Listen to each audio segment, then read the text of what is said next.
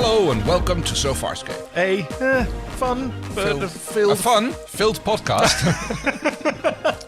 yes, by a fervent and tear-filled fan, And a frankly fascinated first-timer, yes. and this is the story so Farscape. Yes, welcome to another episode. This is Season 3, Episode 4, Wait for the Wheel, the second part of the Self-Inflicted Wound two-parter. And it's a pretty notable episode that, why don't we sort of talk about what happened in it? Yeah, well, what happens in it is that, as according to our listeners at least, Yes. Jenna says, prepare to be starkly gutted, sabotage, spikes, sacrifice, simultaneous schemes and shedding. There's more than one snake about Moya, and Crichton's grandmother is a Robert Jordan fan. Huh. Who's Crichton's grandmother? I don't get it. Oh. Don't. Oh, wait. Yeah. Wait for the Wheel, which is also the title of this episode, is paraphrased from a quote that Crichton attributed to his grandmother. She said that My grandmother used to say that life is a great wheel. Sometimes it grinds you down to the mud, and other times it lifts you up into the light.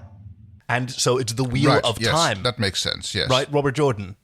Oh, yes. Yeah. Okay, oh, yeah, that was very good. Yes, very good. And from the derp we have, when even bravery cannot stop bleeding kidneys and sadly friendships ruin multiple takes, we learn that unequivocally this crew is a family. Thank you, the derp. That is. Because, we should probably talk about the ending first before we even talk about the episode, because Okay. Zhaan dies. Or at least appears to do so. Okay. I know that I've invited you to make predictions, but Zhaan is dead. Okay.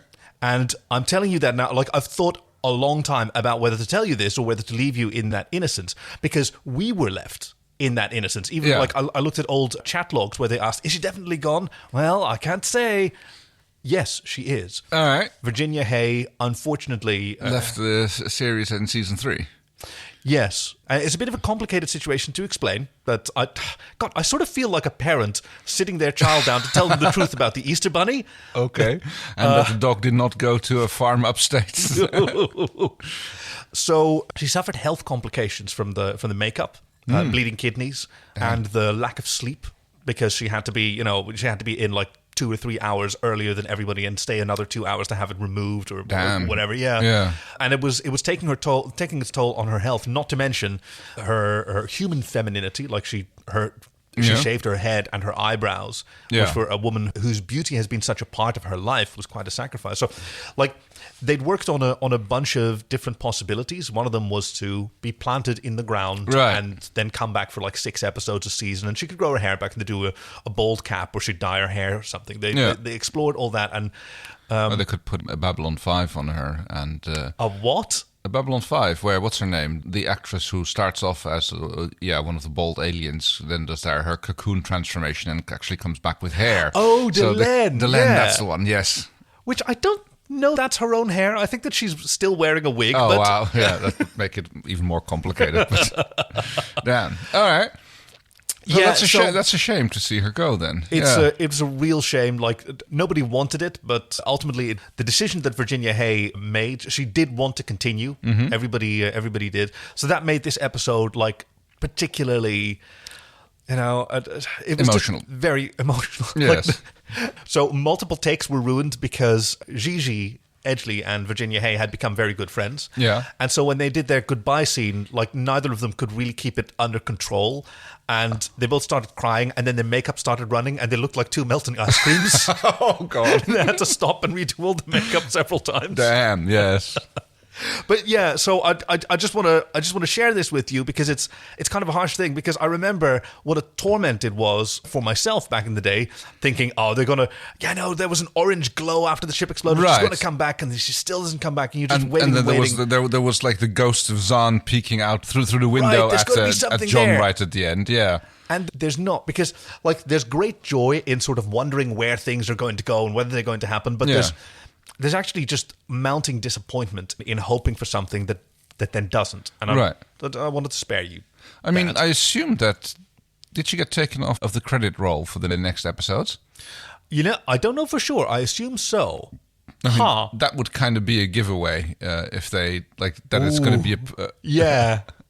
Let's keep an eye on that. Then again, the credits are sort of contractual things as well. Like Krace, Lani Tupu has been credited in the opening titles. We have not seen him in these episodes. No, true. Right?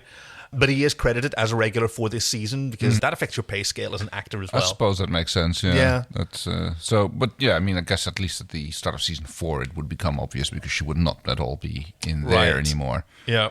But I guess that they must have been working towards this, that they brought her back for season 3, as in and then decided we're going to do 4 episodes in season 3 and that's going to be the end of it.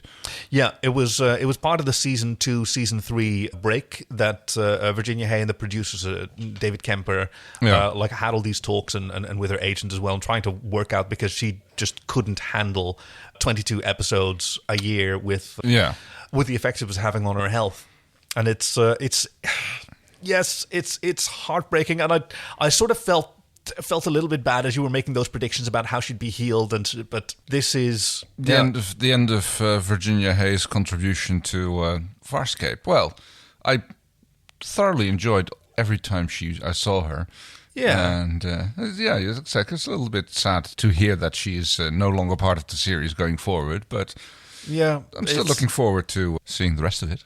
Well, I'm glad to hear that. It's I quit. No more Zhaan, I quit. I'm sure there were a few people. I do hope that they came around, because there is indeed a lot more to enjoy. And gosh, what a send off they gave her! Yes, right, for an actress as well as for this character, you really get all of Zhaan in this episode, even as we'd remarked that we didn't get a lot of Zhaan in season 2, aside from a glorious turn as the space pirate, the pirate with the parrot. Yes. So, okay, shall we dive in? Yes. Music. Prepare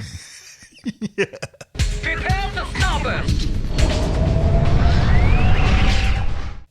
So, opening is a recap, reminding us the situation on board. Moya was pierced, essentially, by an alien ship in the shape of... A helix. Helix, that's the word. Yes. Gosh, why didn't I get that? A helix of pods connected, and they've been, temporarily overlapping each other's space because they met inside a wormhole and there was a collision, which is really quite rubbish for a ship of wormhole explorers. And they were that's weird, there's never anybody else here. And so they're kind of you're wormhole explorers, you should be able to have the possibility of running into someone else who... This being the nature of wormholes, but... Yes, they go from port to port. Apparently, I guess they sort of compare them to, highways, and they just never expected anybody to be standing still on an off-ramp. Right, but they're still the highway explorers, and... I mean, Moya was just sitting outside one of the wormhole apertures, just minding her own business. Yeah. And then they popped in and out and banged into her, and they take over the spring. There's a lot of the techno stuff that's going on in the previous episode. It's completely kind of hand waved away almost. What? Well, there was the whole thing where they were doing the exploration of the wormhole environment. Wormhole. Normal space. Wormhole. I guess it was done to introduce the hope for John that it might be a portal back to Earth. Yes. But I think it also came back, Pilot brags that because of the integrated impulse data, he was able to create a statistical model like that. Yes. Impulse data from each test of their generator was stored in Moya's neural circuitry, allowing me to construct a statistical model. Yeah, whatever. I trust you to do the math. Yeah, it's a David Kemper episode, and he likes his techno-babble, his Farscape no-babble. Right, and there was a lot of running around and fixing things, and it kind of feels a bit weird. It's almost more noticeable in Farscape than it is in Star Trek because it's so unusual to have so much science in the fiction. Well, I was going to say, because in Star Trek it always looks like they're pushing buttons and doing things and making connections, and in Farscape it kind of looks much more like they're just running around and that things are sparking and they're clearly doing technical things, but it doesn't look like they're doing technical things because it's it's a living ship. It looks so Yes, different. you're right. So that makes it a lot more noticeable that they're just really running around and make busy. Just running around, Right, really, yes. and just bumping into each other and grinding and wearing leather, which is the popular pastime in the uncharted territories. Last episode also introduced us to Julushko Tonight Adventa Havalis. in Tiron, who emerged from one of the cryopods. Red Sonja, yes. Red Sonja, yes, that's right. Who was instantly beloved by everyone. My ass. She changed a lot between the last episode and this one, I would think. In the previous episode, she was much more in control, more commanding personality, and this time she was much more a spoiled brat and going back and forth between, like, almost doing the foot stomp, like, oh, listen, pay attention to me, do what I say, do what I want, and then moments later being completely cowed. And the Red Sonja name didn't just come because of the hair; it was also because of the attitude. Right? Yeah, she's very Leia in the previous episode. Right? Yes. Yeah, and she seemed much more capable, and this time around, she seems to be, again, kind of weird and pointless to what's going on with her. Yeah, she's a deputized debutante, as John calls her at one point. Deputizing you, debutante. Okay, yeah, skipping ahead. She gives a little summary at one point that there was a lot of exposition that almost went too fast to follow. Yes. I take a multi-civilization tour for my birthday and barely make it through the first stop. I lose my deposit. My cousins get murdered. I've been frozen for 22 cycles. And then she doesn't remember anything, or lost all her money, or something like that. Right. Like and her cousins were trapped in the pods as well. Yeah. One of them never made it out. One of them died within half an hour after coming out, and she seems to be just fine. Yep. And she's been in there for 22 cycles, which is a... Much to her screaming distress. Yes, and her species, or at least she, is capable of melting metal with her screams. Yes. I am so glad that we're back on unscientific bullshit, because there was way too much science technobabble on Farscape. Yes, let's have a scream that can melt pointy metal, which... Not just pointy metal. Oh, yes, exactly. Because What's-Her-Face uses it to escape her handcuffs. Nyala, the Pathfinder. I am Pathfinder Nyala. Right, that's the one. Yes, Nyala. Let me write that down. Oh, Nyala is such an interesting character. I'm sorry, we're not even talking about the episode straight up, because these are such interesting things to talk about. Yeah, I mean, I don't think it is going to do a lot of sense to go through it blow by blow, because, it's like a lot of techno stuff and a lot of running around and making... Yes. I won't call it screen time filling, but... I think that's actually a really good call. call. The plot is really... essentially very simple. They have to activate the generator to break the two ships apart. There's nothing really stopping them from doing that other than the plotting and the mechanics in between. So, well, okay. So breaking the two ships apart will destroy one and send the other into the wormhole, right? They're in the wall of the wormhole. One of them will be sent into the wormhole passageway properly, and the other one will be ejected into space and atomized. Right, yeah. And the argument is that it should be Nyala's Pathfinder ship that goes into the wormhole, because it's a wormhole-capable craft, because it's in better shape. And Moya, well, she can't handle a lot of wormhole travel, because the organic parts of Farscape 1 burned out doing 17 loops. Moya is exclusively organic. She wouldn't even make one loop. Or so they say. And she is extremely damaged. But, yes, exactly. That is part of Nyala's plan. Yeah, who has commanded her second-in-command to use the phase transitioning device or something. Your phase. Phastilin. To make himself invisible and go around Moya and sabotage the ship. I mean, he's the second one that she sends in to do that, possibly even the third. The first is the young woman that we see, but there's also, like, in the first episode, one of her crew members was injured, was like missing a limb or something, which may have also already been... Like, she said that person we don't quite know what's going on there. It turns out, because their society seems to be very advanced, as she mentions many times. Yeah. But also a little bit on the fascist cruel side, It's like, at least she claims that, like, if they don't show up with their ship and come back, then their families will suffer for it. I want to live. More important, do you want your family to live? You know what happens to ours should this ship fail to return. Will you tell them? That you thought of them to the end. Their families are being held hostage for the privilege of working with technology. Yes. which she also mentions to one of her crew in the previous episode, so I'm inclined to believe her. And this makes Nyala such a fascinating character, and the Pathfinders in general, because they once they realize that they've been sabotaged by these invisible people, and how they figure that out is actually pretty cool, because it involves lasers and smoke. And it does, yes. This new ship we have on board, where did that come from? Was that one of the... That was in the Mall of the Uncharted Territories. Oh, it was yes. floating around, and he brought it aboard, and just like a Tesla car, it has party mode when you can turn it on and... Yes, the space Tesla.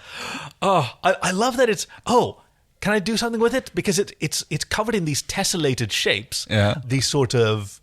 How to describe it?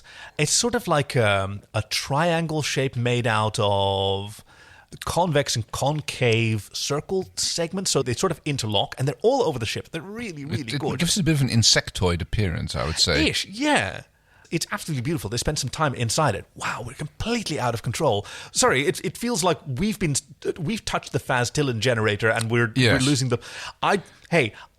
Okay, I so they're think kind maybe of like we should go chronologically through after all, just to keep us on one topic at a time. Okay, fair enough. Okay, so we start off with John hanging on by his fingertips that serpent creature that is native to the wall between wormhole and real space. Yeah, they live exclusively in wormholes.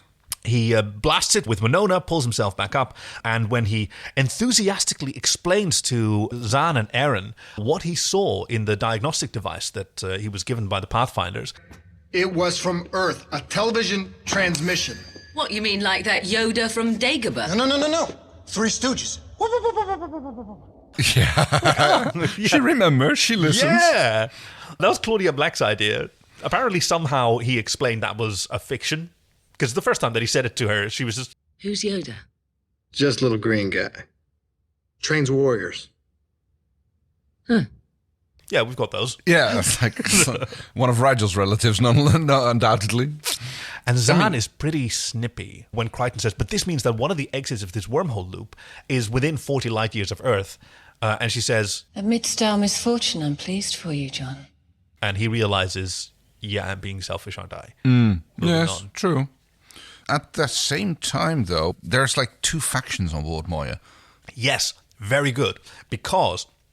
Aaron and Dargo don't trust Crichton's judgment. I do not trust Crichton's judgment.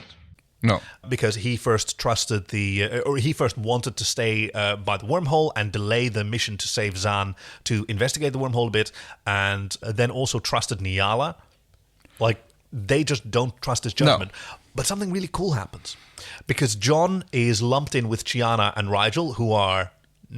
also not like the in crowd when it comes to decision making, but they come up with the exact same plan, and it's done brilliantly. They're basically cutting back and forth. Both of them are plotting. Both parties don't quite trust the other group, but they all come to the same conclusion. So Nyala can't be trusted. We have to go this. We will resort to violence if we have to. I love how those two shots are cut together. It's like so efficient as well.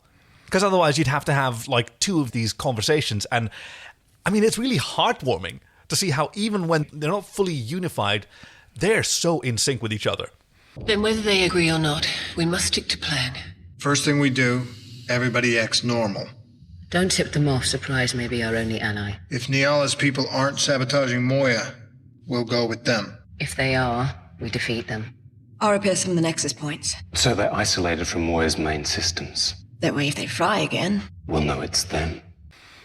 Throughout all this, I noticed, by the way, visually, this episode, and the last, I guess, it's super saturated.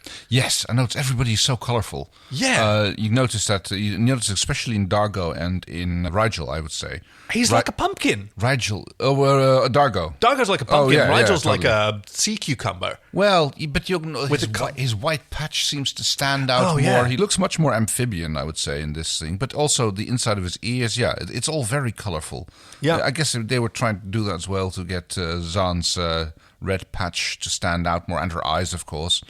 Ah, yes, it's all very intense. Because yes, while they're tending to John in Pilot's chambers, where he shot at the serpent creature, they also find the blood of one of these Pathfinder aliens. Oh yes, they have white blood. So that's how they figure out, they've been turning themselves invisible, and she just happened to get injured by the serpent. Okay. I always thought, up until rewatching it this time, that the Pathfinders were changing into the Serpent. Yeah, I kind of get that feeling, yeah. Right. For a moment there, I thought that was what they were doing as well. And then when he walked up to the machine and turned invisible, I was like, oh, okay, so I got that wrong. Yeah, I apparently just didn't realize that. I don't know exactly. The serpent is an actual thing. The serpent is just an animal that doesn't really contribute anything to the story either. But it kind of looks cool. It's like I suppose it was done with stop motion and superimposing it over the image. Oh, that was all CGI, baby. Oh, okay. Yeah. Well, I mean, Animal Logic was getting really ambitious. Yeah. Okay, just a quick note for anybody who's wondering what those gurgling noises are in the background. No, we're not knee-deep in Moya's and Nexus fluids, and no, we didn't have some suspect curry yesterday. There is some, dare we say it on a recording? Sure, there's some meat brewing away in the corner of the room. Yes. It has a little while to go. I'm hoping to make its acquaintance at some point. It's made from some wild honey, and yes, it's just gurgling every now and again. So yes, bloop means there's like little yeasties being very busy producing CO2s and delicious alcohols. Little booze farts from the yeasties. This must be what it's like on Moya when somebody does have some suspect curry from the galley and somebody hears the rumbling. Oh no, that's just Moya. You can just always blame it on Moya. I guess the only one who can't do that is Rigel, because everybody starts talking in high-pitched voices again. So Stark and Red Sonja are having a bit of a spat, and I always wonder with Stark when he goes into that, when he flies into his mad rage almost, if he's doing it on purpose or if that's actually him actually losing it. He seems to be able to turn it on and off at will sometimes, but he also seems to do it sometimes when he's genuinely starting to lose it a little bit. Dead! All of us dead! My love dead! My dreams dead! You dead! Me dead! You dead! Me dead! You dead! Me dead! You dead! Me dead! This is really interesting. I saw a chat with Paul Goddard, who plays Stark, who was asked about that. And yes, one of the core character concepts from his introduction was his feigned madness and the otherwise stillness. Yeah. And he was worried that the writers would move away from that. But they sort of made him into a much more complex situation where he does struggle with maintaining his emotional composure, and also he uses this feigned madness as a sort of social manipulation. Right, yes. He tries to basically scare people, and they're like, oh, he's going basically doing the madman routine. Yeah. And you've kind of got to get to know him to figure out which is which. He had a very strong emotional center, which he said he worked with Virginia Hay to sort of develop the kind of character that Zhaan would respect and come to love, because they felt that chemistry and they wanted to develop it. But yeah, he is a bit nuts, so how do you show qualities that she would come to appreciate? And yeah, those are slipping as she does. I'd say you can kind of tell whether or not it's real or not, depending on the lead up. Whether or not, if it just turns on, then he's probably just affecting it. If you can see him slowly slip into it, that's a really good point. His general nature starts to break down a little bit, and then it culminates in him going into one of those mad frenzies. Oh, I love this. So, do you remember at the Mall of the Uncharted Territories when he was fussing over Zhaan and she didn't want to be fussed with, and then he insisted on seeing her head? Show me your head, show me your head. Yeah. It's all right. Let me look at your head. No, just stop. I said, let me look at it! Let me look at it now! Do you think that was one of those examples that he was using it as a sort of oratory? Ooh, not sure. I mean, for this episode, when he does it to Red Sonja, he clearly just turns it on. Whereas later on in the episode, he also goes into that, and there you can see him slowly starting to break down. That's brilliant. Kay, that's brilliant. Yes, because with Jool, she's complaining about that she went on a trip for her birthday and then it's all ruined. And he says, your list is so short, you're unworthy of this ship of horrors. Whoa! Yes. 0 to 60 in less than a microt. Impressive. And that's exactly the thing. That's when it goes that quickly, then it's probably him just affecting it. There's also some other interesting conversations between Crichton and Dargo sitting inside the new spacecraft. BITCHING. Well, see, there's a bit about this that I really appreciate, is because they're talking like bros again, and Dargo does something that he hasn't done before, which is reflect on himself, his own behavior. Yes. Gianna's a young woman. She needs attention. I was focused on my son. I neglected her. Right. And John actually saying like, well, you did as much as could be asked of you. Yes. And Dargo, I think immediately, he agrees a little too readily. Yeah, I did do the absolute best I could, and it still wasn't enough. Well, Dargo. Yeah. Then again, I mean... Okay, so as a creative person, you often look at your past creative works, or no, just as a general person, you look at your past self's conduct, and it's easy to be disappointed in how stupid they were, or how poor their taste was, or how limited their skills. But there is a sort of, like, your past self probably did the best they could with what they knew. Yes. Right? You have to sort of be charitable to your past creative works. Like, okay, yeah, there's a huge difference between something that you just didn't try very hard on and something that you tried really hard on, and this was, the limit of your capability at the time. Yes. But at the same time, you do have to recognize when you just weren't really putting it all in there, and I don't think that Dargo really did the best he could. Very good point. He was certainly a little bit focused on his own needs and wants at the time, I suppose. Yeah, and not really... Not being very considerate towards other people's thoughts. Yes. Exactly. He was closed... you've remarked on it before. He was closed in what he imagined this future for himself to include these two people and not interrogating what they wanted. My grandmother used to say that life is a great wheel. Sometimes it grinds you down to the mud, and other times it lifts you up into the light. Are we strapped to this wheel? That's a given. Point is that most times you get a second chance. Just gotta wait for the wheel. There's a little bit of more party mode on the DRDs this time, now that they have discovered that Nyala's people are messing around on Moye. Yes, because as he's just pushing random buttons on this ship that feels somehow familiar to him, ignoring Crichton's admonishment, it turns up some cool lasers on the outside of the ship, and that gives him the idea, we can do that with the DRDs, and then we'll have a scanner for invisible people. Although that doesn't really... How does that work with how does lasers... Like, you're invisible already. How do lasers help with that? Yeah, if light passes through them, then how does the light... Whatever. It looked really cool. It actually works. I mean, even if it might just be psychological, but they do scare the alien on board into at least partially revealing themselves. He does a little bit of qualter blade katas and some shooting, and he actually managed to hit the alien. Yes. Leaving a bloody handprint on the wall. Their blood is milky and white, which I've seen handprints like that. But not before Chiana takes one of those bristles in the leg, because the Pathfinder ship got these gills. She gets hit with one of the poison darts. These needles! My leg! Dargo! I'm hit! Tourniquet will stop the poison! With what?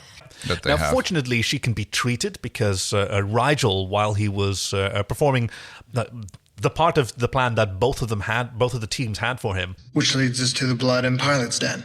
The cabin beneath must be searched. Can we rely on you, Rigel? Can we rely on Rigel? All right. Investigating the bottom of the well beneath the pilot's chambers. Yes. Found the dead body, girl. yes. And got told to, take those spikes out. And Rigel seems to be particularly compliant to this episode, I would say. Right? He seems to be... He bitches a little bit, but he generally does as he is asked/told. Yeah. And doesn't particularly make an overly big fuss about everything. I guess he might be still a little bit contrite about what he did in the previous episode, although contrite is not exactly a habit that's not a Rigel thing. No. But there is a moment where he's with Stark, sort of lamenting about Pilot, who's still unconscious. Too bad about Pilot. I liked him. Yes. He liked you too, says Stark. How do you know? He told me. He did? Yeah. Which is apparently a huge deal to Rigel. Yes. Because later at the end he goes hanging out with Pilot and fishing for compliments, I suppose. And Pilot's like, what's going on here? Yes. I appreciate your concern, Rigel. It's just that you've never paid this much attention to me before. I think maybe you haven't noticed. I like you, Pilot. I like you a lot.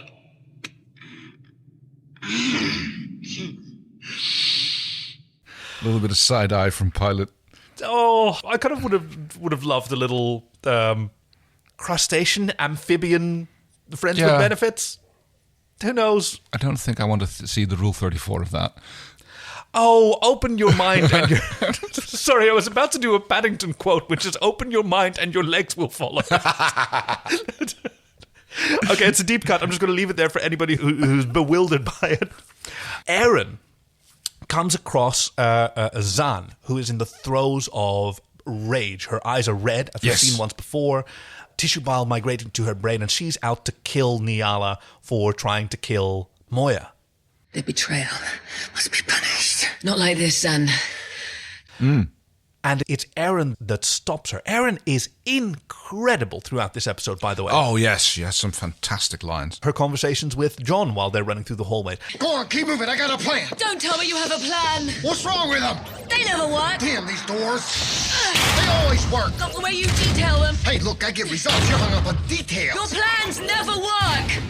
She tells Zhaan that it's a bad trade that she made. I'm just a soldier. I'm always just going to be a soldier. You were so much more valuable. Don't undervalue yourself. I'm being realistic. Don't be afraid to understand yourself. We're not as different as you assume. Violent past. No faith in the future. And then a transformative experience aboard this very ship. And even, it's her idea to tell Rigel, pull some of those bristles out. We might need them. I like to know my enemy. Yes. Hey, good There soldiering goes the there. soldiering, yes.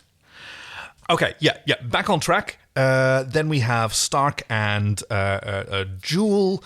Oh, you want to cry, young creature? I will show you something that will make you cry forever. We have the parlor scene where everyone confronts Nyala about her sabotage, and they cuff her. Pretty much readily admits to what she's done. Yep. Very refreshing, I'd say. Yes, okay. So here's the thing that I found so interesting about Nyala. She could have just lied. She could have just told the Moyans, if we separate, you'll be fine, and just let them be vaporized, and they would have done it. Yeah. It would have been fine. We would have happily remained here and perished with Moya. I did not wish to see you die. But I incorrectly assumed that given the choice, you would take the rational option. But she went through this whole thing. She sacrificed her crew to not have to kill them.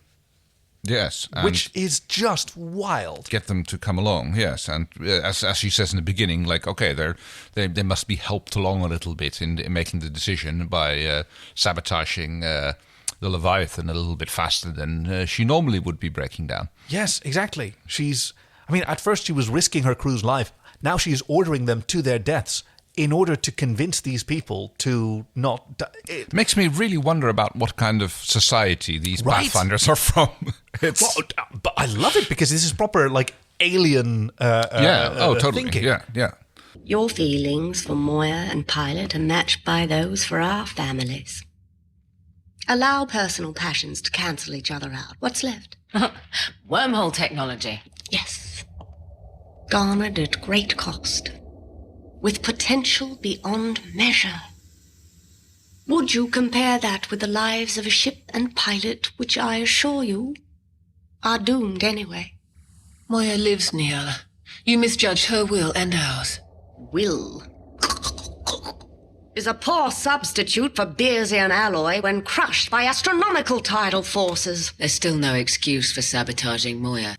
Zhaan also has some fantastic lines in this episode, like when she's being completely judgmental towards John, where it's your excuses. Why hasn't anyone vented Tier 4's air bladders? Zhaan, sorry, we ran into a little problem here. The passageways beyond have opened to space. There's no way I can get to Pilot. Your excuses have failed him again, John. And he's not even making excuses, he's giving an explanation to what was going wrong. Yes, I think in this situation, it is unfair given that the delay that Crichton and Aaron suffered at the time was that they were being chased by the serpent creature that they had to deal with. But it sort of goes to show the how much faith John has lost from his friends through pretty bad judgment throughout this episode. And even Zhaan, in all of her benevolence, she feels responsible for Moya first, I think. Yeah, that makes sense, yeah. And she's very disappointed in Crichton because Moya's condition is his fault twofold. First, for parking in front of a wormhole. My call. And second, for trusting Nyala. I trusted you. Those Very were good both point. his calls, and they were wrong. And they went wrong. Everybody else went along with them, but... Well, it's kind of... I mean, when somebody takes charge, they've got Yeah. to own the consequences of their actions, Right, yeah. even if they couldn't oversee them. That makes That's sense. the burden of Yeah. leadership. Yeah, that makes sense, yeah. And here is the setup for the main sort of technobabble thing, which is that the Faz-Tillen generator is going to be turned on, and that's going to separate the ships. And how that happens is going to determine who gets to survive. Explain. The generator has reached optimization phase. And what does that mean? Yeah. And later on, there turns out to be a possibility that if there's a starburst maneuver within 7 seconds of turning on the generator, then the ships will be turned around and Moya's mass will give her an advantage. And what does that mean? And that will ease her into the wormhole where she can be navigated at some risk. Explain. And then they go to commercial and she comes out and she's fine. Right, We come but out- that's, we but that's exit right it. at the end of the episode. Yeah, exactly. Yeah. So this is that whole plot that I don't think we're really keen on following every step of the No. way. So while that's happening, everybody's having these conversations. Rigel's bitching about how complicated this plan is, joined by Dargo and Stark. It's a really cool walk and talk shot Yes. with over these three very colourful characters. This is where I noticed how super saturated everything is. Pilot's in a coma, Moya's half decompressed, nothing works fine. I'll kill half an arm. I want you to reconnect Pilot to Moya's external senses. The neural cluster, Dago, we shredded those synapses. It'll take all three of us. Splice and hook, nothing permanent. I want to give Pilot a chance. He's unconscious. Well, do your part. You'll be awake. We have John talking to our princess girl who gets handed a gun and told to keep her eye on Nyala, who suddenly, despite being her commanding bitch queen warrioress affection in last episode, now looks at the gun and goes like, oh, what's this? What am I supposed to do with that? Well- And just keep it pointed at her. She was kind of clumsy with it last time as well. She didn't really manage to hit Crichton. But yes, she's being left with the means to defend herself against the serpent creature that has shown up on the command, or the joint command of both ships, because they're penetrated through each other. And yeah, she's complaining about that. This is all insane. Everything I have seen so far is despicable. And John says, well, Yeah, welcome aboard, Moya. Welcome to the uncharted territories. do you remember what he calls Moya? No? The Federation starship. Oh, butt crack. Welcome to the Federation Starship SS Buttcrack. And a nice slap of his talents and assets. Yeah.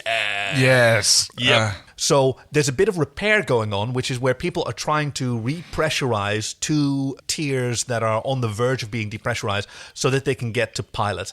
Yes. This is where I meant, like, let's not focus too much on the actual nuts and bolts because it's pretty tricky to follow. And that's what John and Aaron doing when they get distracted by the serpent. Yeah, serpent shows up again, gets another few pot shots. They have to run for it, more depressurization. Well, John has an idea. Yes, they go to the new shuttle. Yes, and once it's entering the new shuttle, which Aaron says, this is a terrible idea. We're, locking ourselves in a tiny enclosed space where it can easily munch on us. And once it's halfway in, he finds the button for the shuttle's Defense shield. Defense shield, which cuts it in half. Yeah. Success. Exit snake.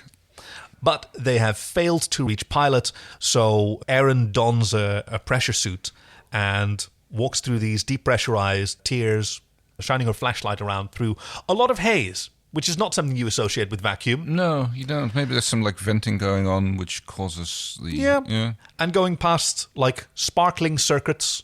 Also not something you would appreciate having generally. a vacuum. No. But she finds that Pilot's den is still pressurized, despite the fact that she just opens the door and into there it. doesn't seem to be an airlock. Yeah. But he's alive. He is. And throughout this whole sequence, we've been intercutting to Zhaan, who's been praying for their lives. She's talking about, please spare them their lives. Probably talking about Moya and Pilot. Even as a 10th level Pa'u, I am weary and without resources.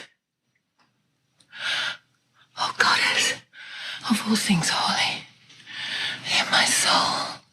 This gentle ship is pledged to my care, and I am powerless.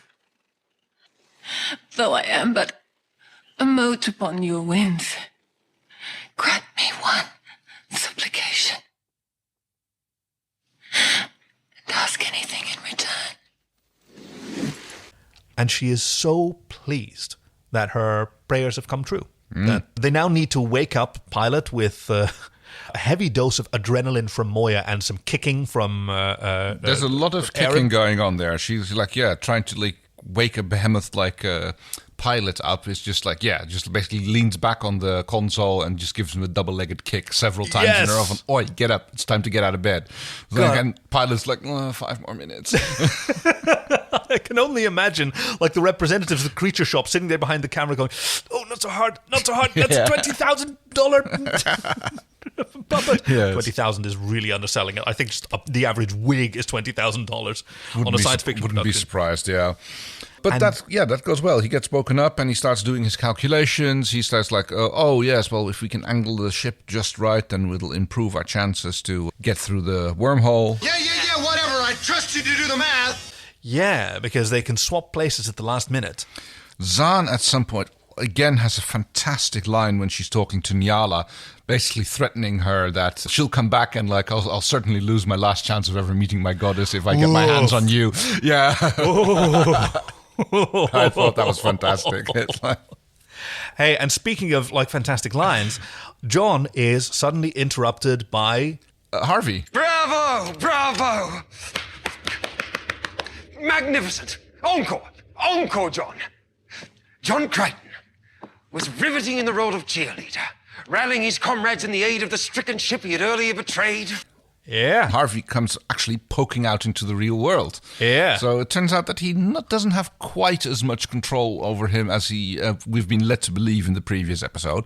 But he flops back to his dreamscape, which is, for some reason, I don't know, rural Oklahoma or wherever it is that they're supposed to be. I think they mention it. Georgia. Yeah, they talk over each other. This is apparently on spring break from college where John hitchhiked to Fort Lauderdale to see strippers. Okay. Which, oh bless. But yeah, they're both wearing tuxedos, but they seem to come to a bit of an agreement. Harvey is still trying to wheedle out a deal, I suppose, because he's still not happy. He doesn't want to go back into the trash bin. Yeah. He doesn't want to go back into the dumpster. If I want you, I'll call. Those are the rules. Unacceptable. And I suggest you sue for peace now. Your distractions are many. Well, I'm totally dedicated to getting a measure of freedom. No more dumpsters, John.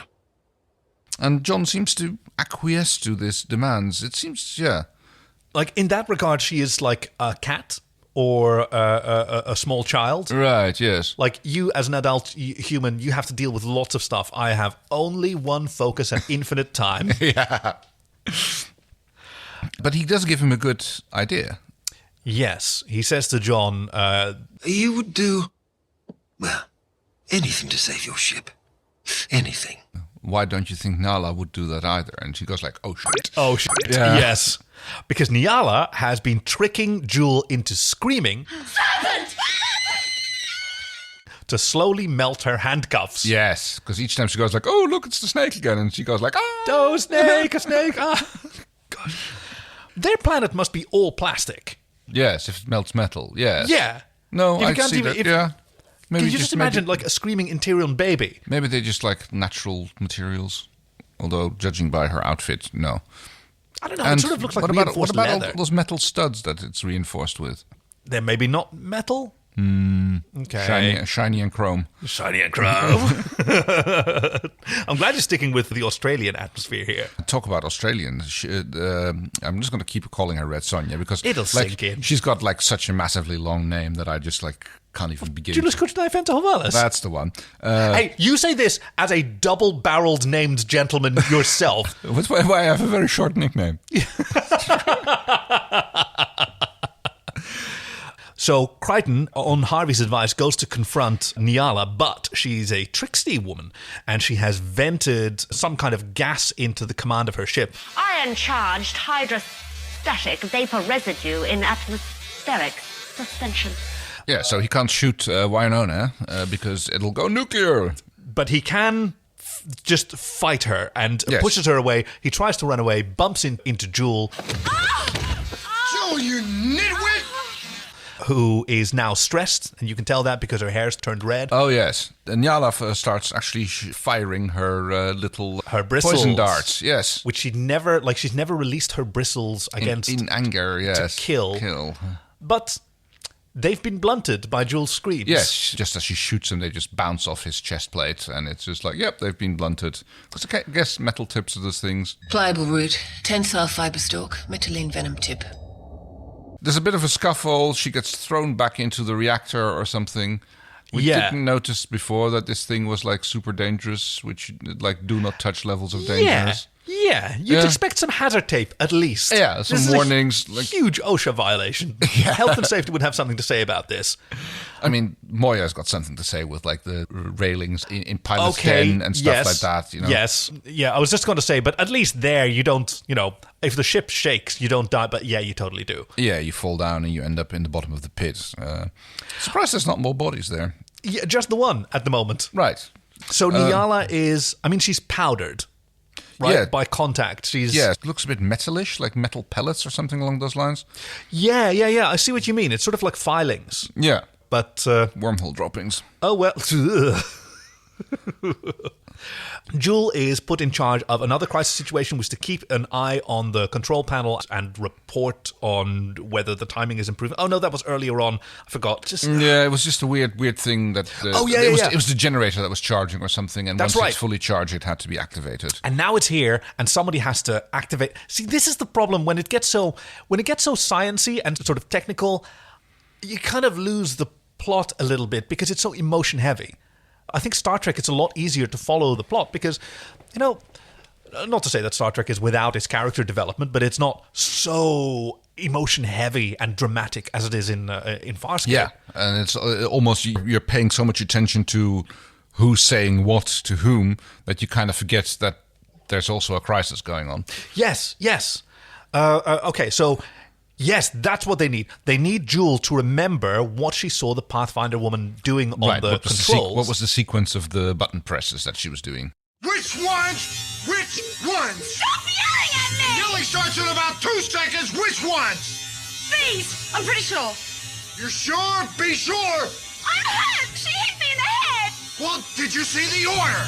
And I love this because she'd sort of guess it was roughly this one. I think it was this one and this one. And Zhaan steps in. Was it this? Yes, that's it. This. Yes. What the hell is that? Diagnostical helix. It's the mathematical representation of quantum elasticity. Like, I love... Okay, I'm a user experience designer in real life. I care a lot about interfaces. And this idea that when you get to a certain level of science, there are obvious patterns that everyone understands because you cannot get into space without understanding these principles. And everyone would express them the same way. And everyone would, design their interfaces that, yes, following this math is the most logical way to perform these functions. Yeah. I adore that. I'm just absolutely crazy about it. That everyone who realizes, oh yeah, this is just one of those math interfaces. Of course we can do this. Right, that's good. Enough. Thank you. Over there. Where we get the big discussion scene about who is going to push the buttons to activate the generator so that the ships get split apart. And John says, oh, I'll do it. It'll be easy. I'll just go ahead and I'll push the buttons and I'll just quickly make my way back over. Yes, it's initially a conflict between him and Aaron. Aaron wants to do the dangerous thing, and he says, "No, you've got to pilot Moya. You're better at that." Yeah, she's but you're better at wormhole. But I've never flown a wormhole. No, and she's just doing that to keep John safe. Yeah, but Zhaan tells both of the children, "I'm doing it." Crichton, Aaron, enough. And it's like, oh, no, you can't do this hard. I thought you just said it was easy. And it's like catching John out in his earlier... Yeah. And, they do look like children, Aaron and John. They do a bit. They're standing next to each other like school kids. Yeah. And she explains to them why she's come to this decision and how she's at peace. And she's over comms, speaking with everyone, saying her goodbyes. And she calls them, and I wrote this down because this is so important to me. She calls them... Sensitive Dargo. Exuberant Chiana, wise Rigel, selfless Aaron, innocent Crichton. I guess that's how she sees each of the people. You are both so good at gauging reality. Yet in this instance... Zhaan, there's a planet out there. A long shot at best, John. The illness that is ravaging my body is frighteningly efficient. So while I'm still sound of mind and spirit, I choose this path for myself. Zhaan, you're needed here. At one time, I believe I was. But then a family was born. You birthed it. I'll start the generator. I'll come across. If it is so easy, allow me. That no. No. No more. If I am so needed, and so valued, and so wise, then you will honor my words. You will obey me. For the longest time I feared physical demise, because my spiritual lessons were suspect. But now I know I'm worthy. Now I know the transgressions have melted from my soul. Now I know I shall meet my goddess and be accepted to her bosom. She refers to them as the children more often than once. Yes. Especially when talking to Rigel. Yeah. I mean, she is also an older person. Yeah. She considers Dargo at 30. You are but a boy.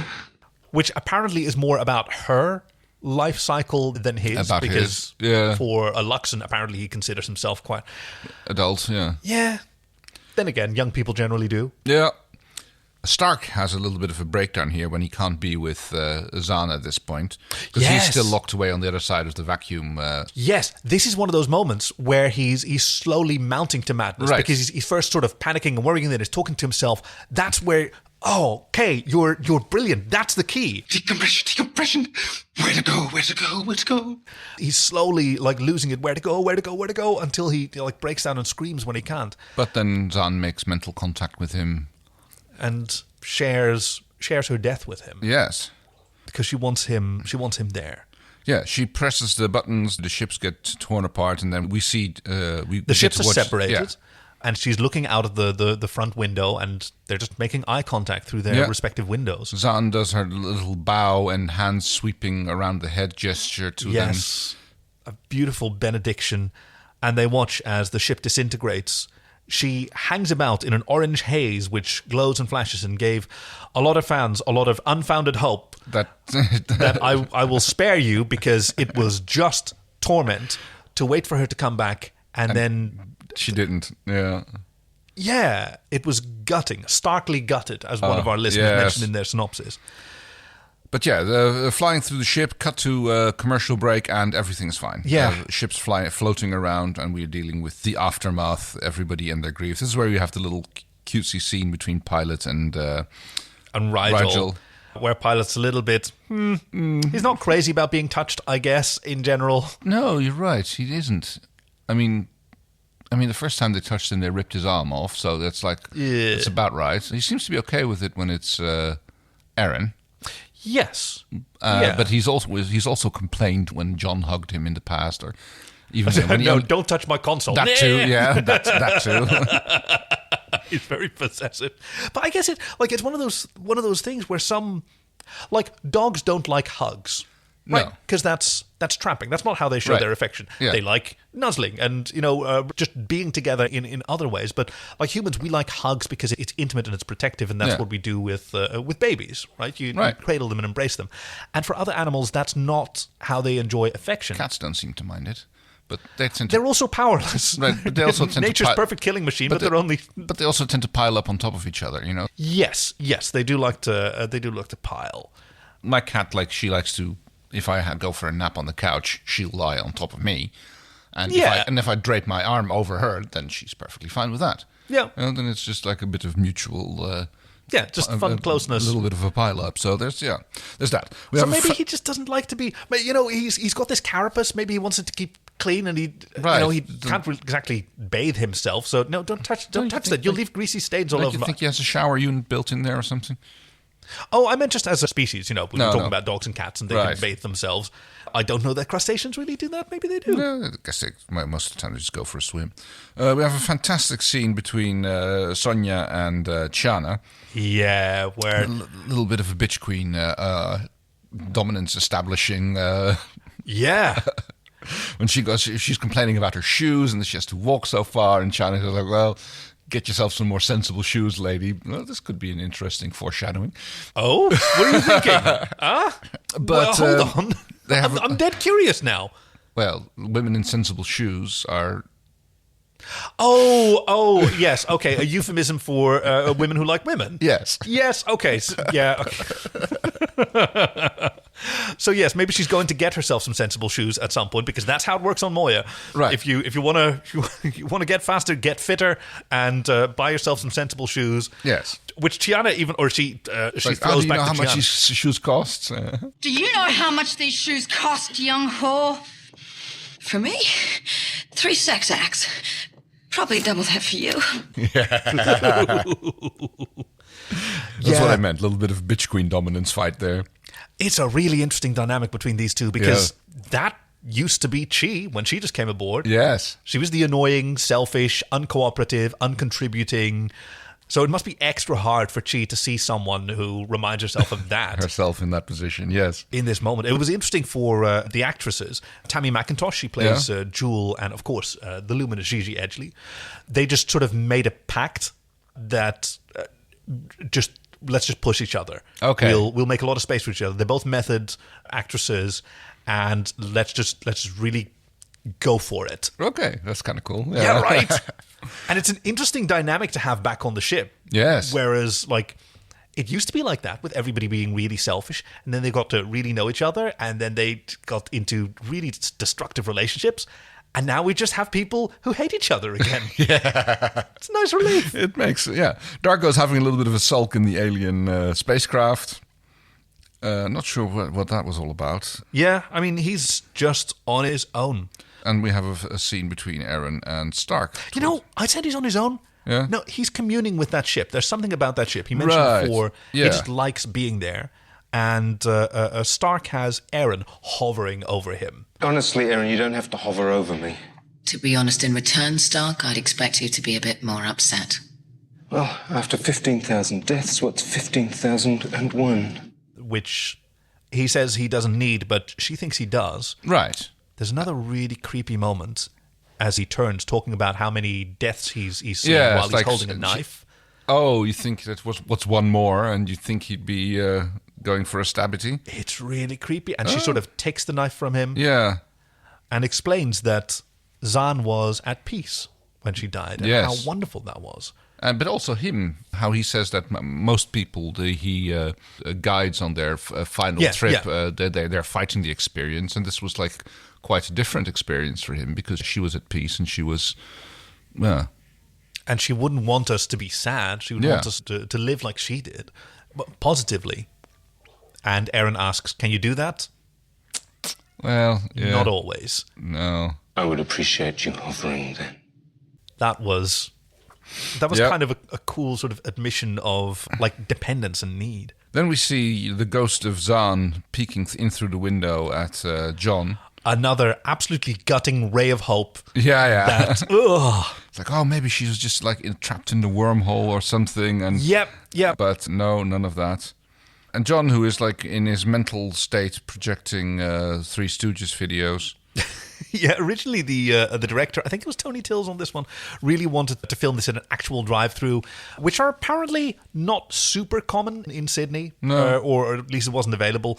So they made a little model to project it on, but this scene was kind of fraught, apparently, because even though this particular Three Stooges skit had fallen into public domain, they didn't get official clearance to use this clip until like 3 minutes before they filmed this. Oh, wow. But yeah, here we have John and Scorpy. John is dressed in funeral black. Yes, he's not in the tuxedo anymore. It's just a jacket and tie, and it's really interesting because they're watching this Three Stooges skit, and there's a lot of physical comedy and slapstick. And Harvey observes, "Why is it always the gentle ones that pay the price for everyone else's ambition?"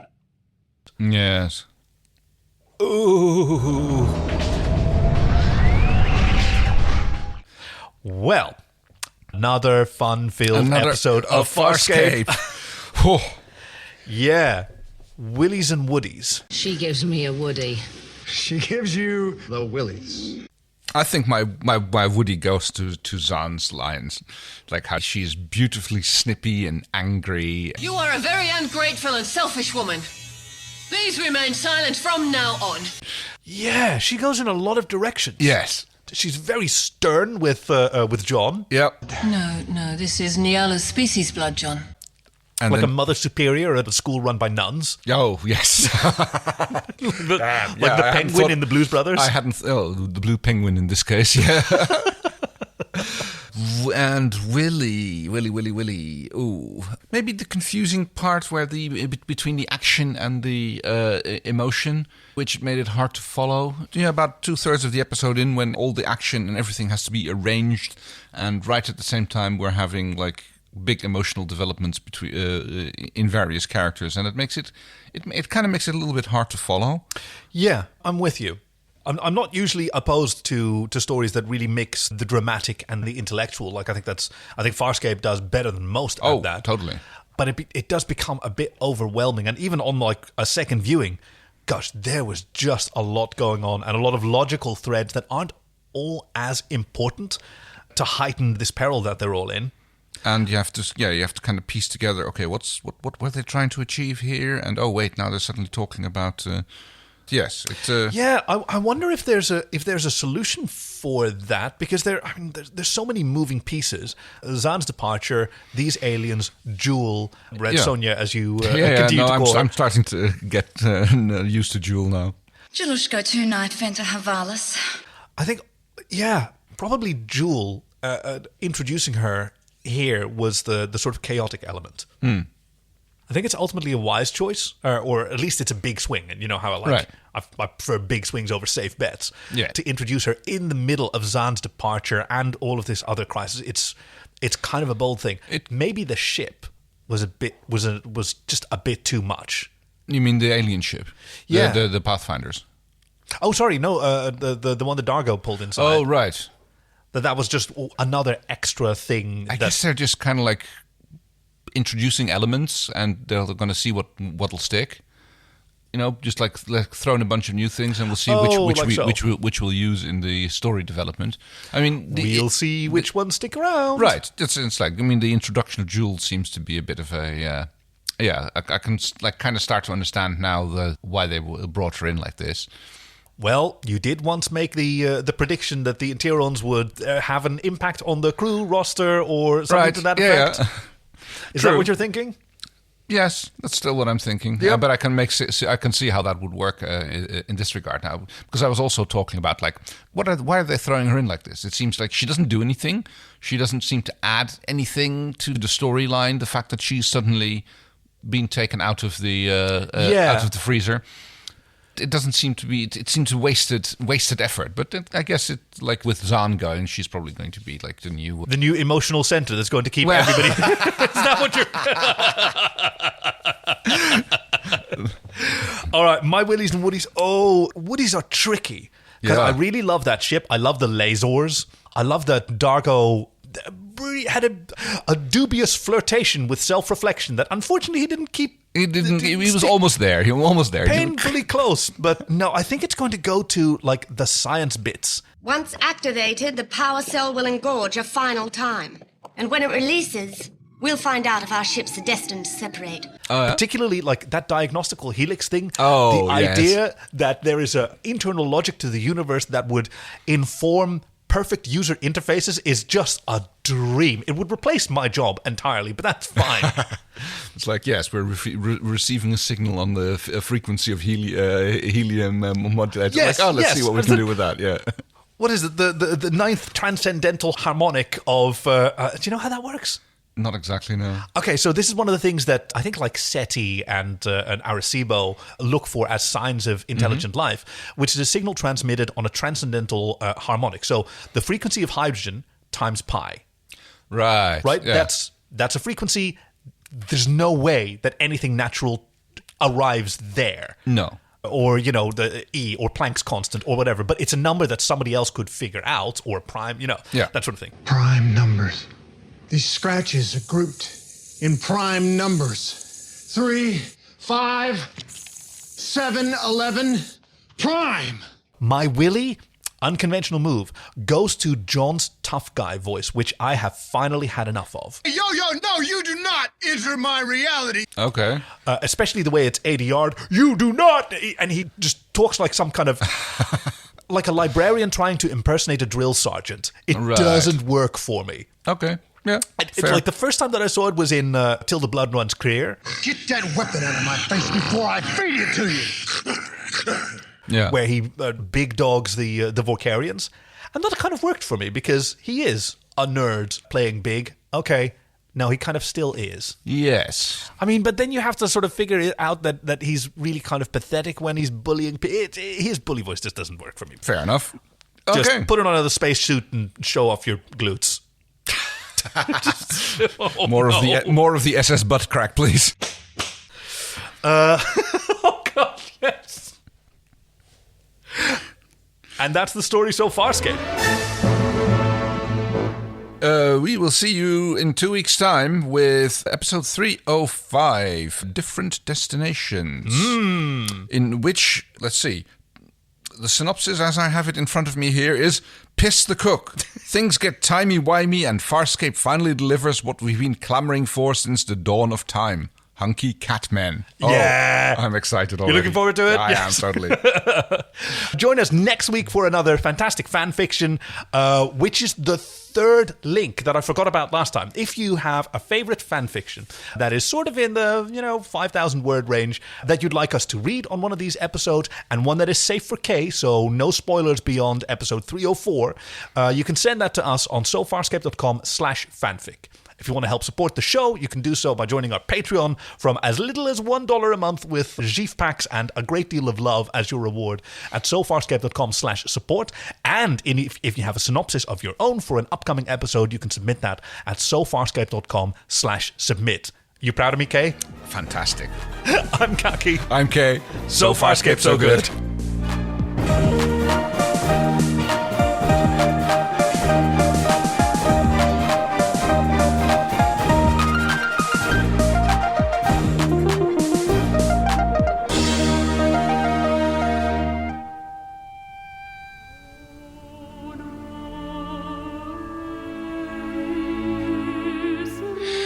My children, my teachers, my loves.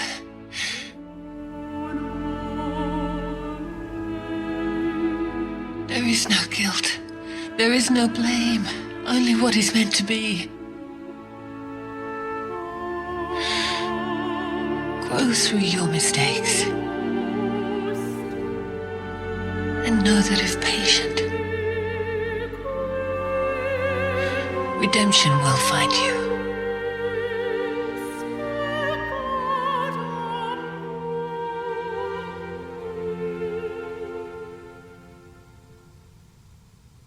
We love you, Zhaan.